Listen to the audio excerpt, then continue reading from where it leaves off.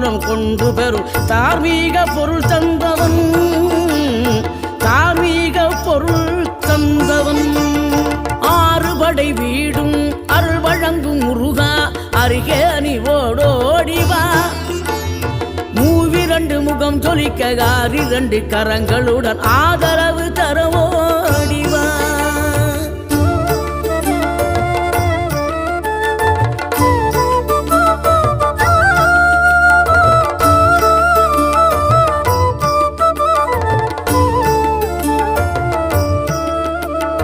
சினம் கொண்ட என் மனதை இனம் கண்டு அருள் செய்து வளமாக வைத்த முருகன் நீ பசு தேடும் கன்றனவே பசியோடு வந்த என்னை பறிவோ